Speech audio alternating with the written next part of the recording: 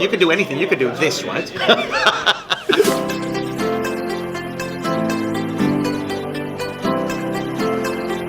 Hello and welcome one more time. This is Brendan here at the Magic Circle. Today we have Paul Megram. Paul is a kids magician. That's pretty easy, right? Oh, I'm a close-up magician. You're a close-up magician. But I do kids shows. Okay. That's good. That's good. So how hard is it to do kids shows? I mean, you could do anything. You could do this, right? And that'll keep kids entertained. I don't know. Yeah. Okay. I actually think kid shows are the hardest form of entertainment. Right. So, for a number of different reasons. So, I do close-up. I do 8 people around a table. Yeah. Often they've had a drink or two. Yeah.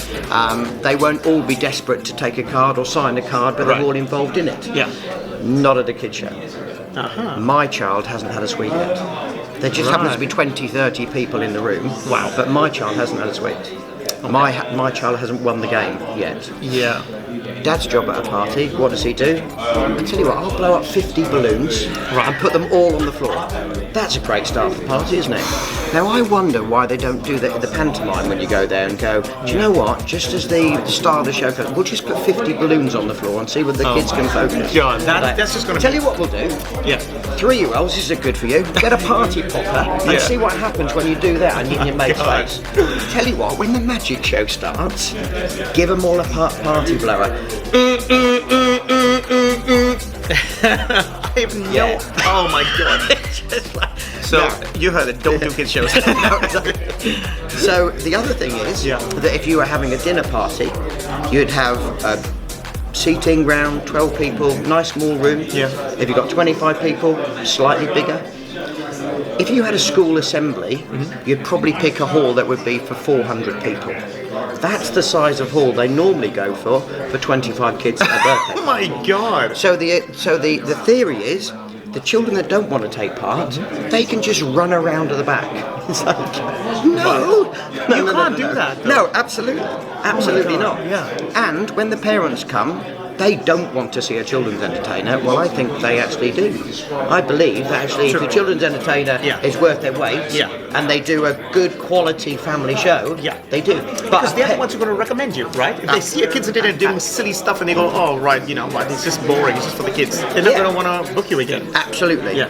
But the thought process is, it's only a children's entertainer. Right. We'll go down the other end and have a good chat. Right. 25 mums, 20 dads, granny, granddad, we'll just go down the other end. Yeah. You keep the kids quiet at this end. That's a babysitting job. Yeah, absolutely. It's a babysitting job. But then, so that you are stacked, it's so stacked against you. When somebody rings me up and says, I saw you at a birthday party a few weeks ago, we'd love to book you. What age are we talking? If it's 5, I go, because you know you've got to go right. Party blowers, balloons, so you have all your rules. Yeah, you have all your rules of what not to do. Now that's a difficult one. You can guide to start off with, but if you're not careful, you can go and don't do this and don't do that and don't do that and don't do this. But actually, you've got to be such a nice guy. Yeah, I tell you what, wouldn't it be a great idea if we put the balloons in the cupboard for now, and then at the end of the party we can take them all out. That'd be fantastic. Such a good way to put it. The party blowers,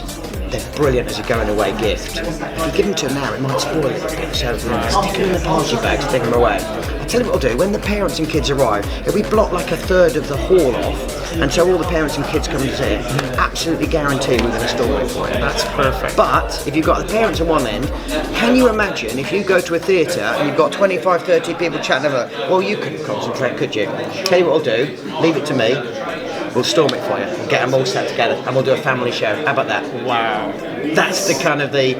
Such a great way to put it. Such a great way. Yeah, you've got to be the nice guy, but at the same time, you've got to, and make it their idea. You know? And I'm guessing you have like most Disney movies today, they'll have obviously stuff for the kids, but then you also have a few jokes for the adults. Yeah, do you put that in your show? Absolutely, but I wouldn't do stuff on 2 levels, as in slightly rude for the adults and slightly. It's never rude. It's a very fine line. There is a fine line, but I think in Shrek movies, they do stuff the adults get, but it's never rude or blue or anything like that. So absolutely on 2 levels, but I actually don't sell that to a mum on the phone, because a mum will go, oh no, it's not for the adults. We don't want adult entertainment, thank you very much. But actually you do stuff that the adults will get and the kids just won't. So sometimes I go to a movie and I'm like, wow, this is for me. But they say it's a kids movie. So thank you for sharing this information, because it's a pleasure. This is so different. This is kids entertainment. I think it's probably one of the hardest forms of magical entertainment out there, I think. Wow. And what advice would you give someone who's just getting into kids magic? Don't.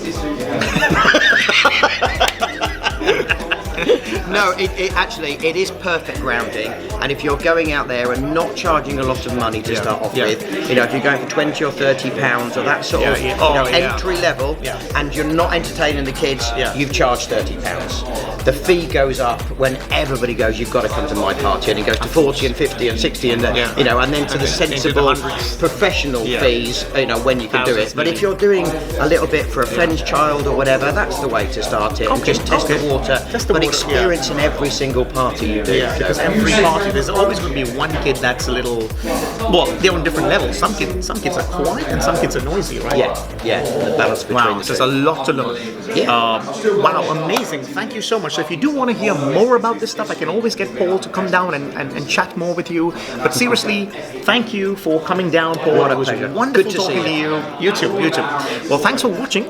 I'll leave Paul's links in the description below. So do comment, do like this video, and don't forget to subscribe. There's more like this to come. Alright, you guys have a great day, and I'll see you guys very soon. Bye-bye.